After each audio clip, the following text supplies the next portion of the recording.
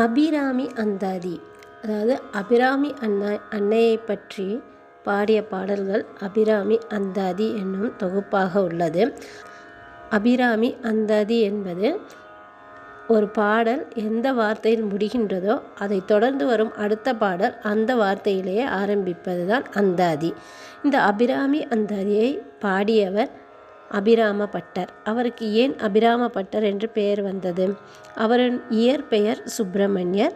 திருக்கடையூர் கோவிலில் அபிராமியை நினைத்து பாடிக்கொண்டிருக்கும் பக்தர் அவர். எப்பொழுது அபிராமி அன்னையின் சிந்தனையிலே இருப்பவர் சுப்பிரமணியர்.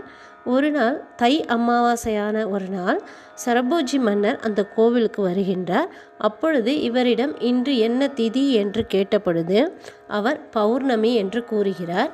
ஏனென்றால் அவர் அபிராமி அன்னையின் சிந்தனையிலே இருந்ததனால் அபிராமி அன்னையின் முகமானது நிலவை போல் வெளிச்சமாக பளிச்சென்று இருந்ததை அவர் பார்த்து கொண்டே இருந்தவர்.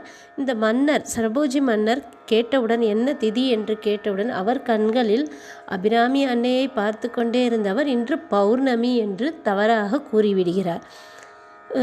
சரபோஜி மன்னரும் இன்று அமாவாசைதானே என்று நினைத்து இவ்வாறு கூறிவிட்டாரே என்று மீண்டும் கேட்கிறார், இன்று என்ன திதி என்று.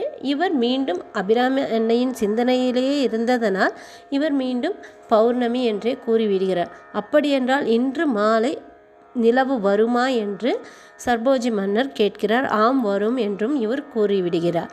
சரி பார்ப்போம் என்று கூறிவிட்டு அங்கிருந்து மன்னர் சென்று விடுகிறார்.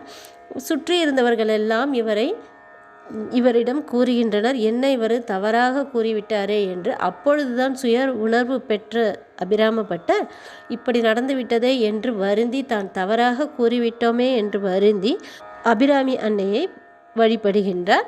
அப்பொழுது இந்த பாடல்களை எல்லாம் அவர் பாடுகிறார். அதாவது அபிராமி அந்தாதி என்னும் இந்த தொகுப்பை 100 பாடல்கள் கொண்ட இந்த தொகுப்பு இதை பாடுகின்றார்.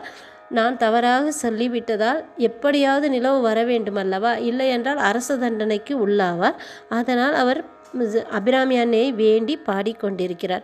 79 பாடல்களை பாடிய பிறகு 79வது பாடலின் பொழுது அன்று மாலை அந்தி பொழுது ஆகிவிடுகின்றது.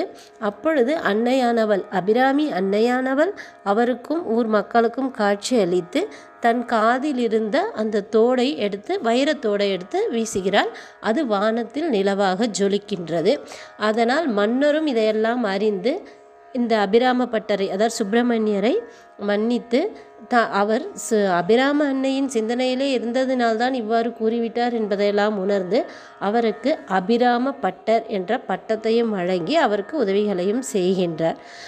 இந்த 79 பாடல்கள் முடிந்த பிறகு அபிராமி அன்னை நீ தொடர்ந்து பாடவும் என்று கூறுகிறார்.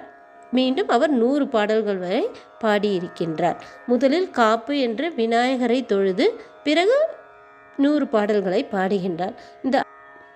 இந்த அபிராமி அன்னையை வேண்டி பாடும் பொழுது அபிராமி அன்னையின் அருள் நமக்கும் கிடைக்கும். இந்த அபிராமியானவள் அமுதீசர் ஒரு பாகம் அகலாதவள். அதாவது ஈஸ்வரரின் அர்த்தநாரீஸ்வரராக ஈஸ்வரரின் ஒரு பாகத்திலேயே இருப்பவர் இந்த அபிராமி அன்னை.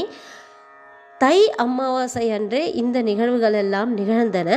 அபிராம பட்டரும் தை அமாவாசை அன்றே இந்த அபிராமி அந்தாதி பாடல்களை பாடினார். நாமும் இந்த தை அமாவாசையிலிருந்து இந்த அபிராமி அந்தாதியை ஒவ்வொரு பாடலாக பார்ப்போம். அமுதீசர் ஒரு பாகம் ஆளாத சுகபாணி அருள்வாய் அபிராமி தாயே.